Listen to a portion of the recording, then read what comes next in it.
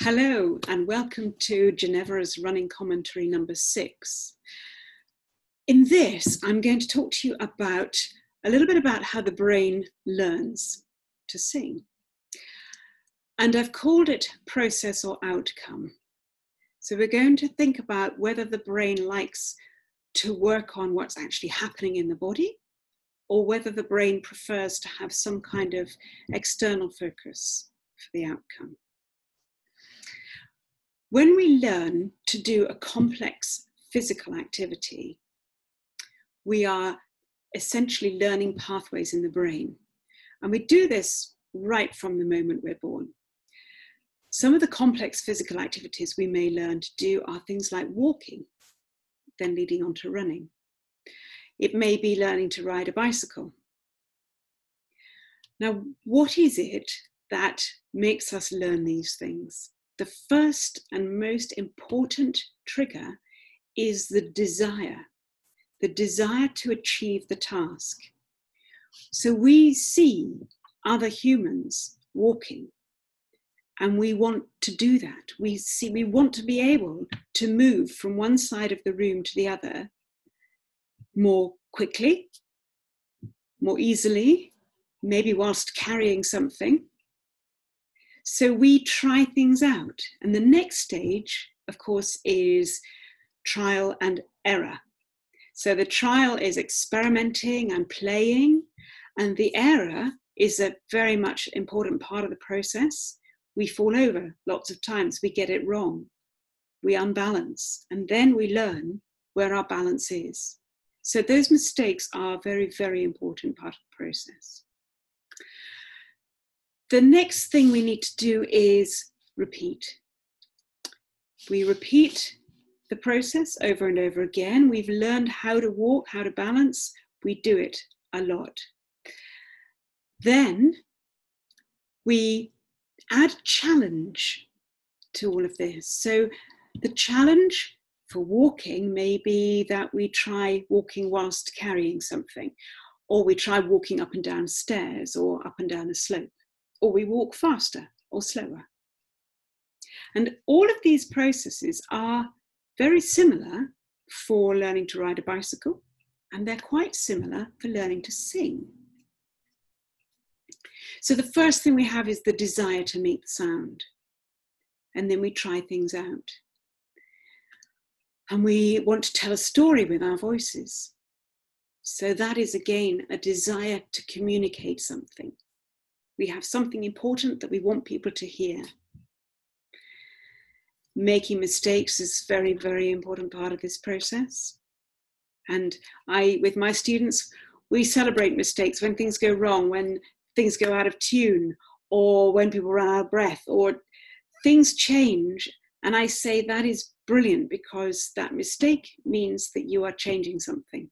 And without changing something, we're not going to make improvements. So mistakes are great. The way that our brain learns to sing, of course, is much more complex than learning to walk or ride a bicycle. Because our brain, we're going through many, many neural pathways in the brain, and those are effectively in layers. So we've got the very, very basic layers of the desire to communicate, or the feeling that we're having. And then we're going through many, many layers of different types of articulation. The way that our brain processes vowels is different from the way that our brain processes consonants, for example. And my brain pathways are not the same as your brain pathways. So if you look at everything that lights up when I make a happy sound, it may not be the same parts of your brain that light up exactly when you make a happy sound. So there are lots of caveats, there are lots of things that are different. But let's take those basic steps that we make. The desire to tell a story, to express ourselves. Then the repetition that comes with the exploration and the play and the failure. Another important part then is challenge. And how do we challenge our learning as singers? We will try something faster. We'll try it slower. We'll try it quieter or louder. We play about by different pitch range. We'll do it higher or we'll do it lower. We'll do it with text, or we'll do it just with a joined up vowel sound. We will break the song up into small chunks and learn them in different rhythms, or learn them starting and stopping in different places. All of those are adding challenge, which help us to learn and help us to embed that learning. Well, the talk was about process or outcome. So what I'm going to end by saying is that if you think about the outcome, which is the sound that you want to make and the story that you want to tell, head for that one first. If you set up a system that is flexible and where you've got very little getting in the way, the chances are that your voice will produce the sound or a similar sound to that which you want. Your breath management, your vocal fold adduction, your tongue position, your soft palate position, your lips, the tip of the tongue, all of those constituent parts are more likely to come together in the right proportions if you just think about the outcome. If there's a problem in the system, of course, we then go back in and we find ways to fix that problem, to realign things, to let go of things. But think about your primal outcome first. What are you saying? What are you feeling? Who are you talking to?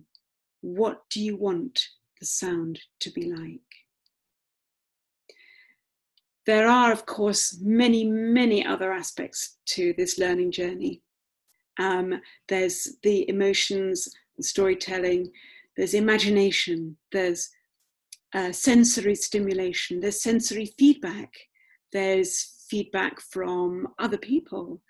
How on earth do we process all of that? And I think there are subjects for many further running commentaries. But for this one, I just want you to come back to the basic desire of what sound and what emotion would you like to communicate. Bye-bye.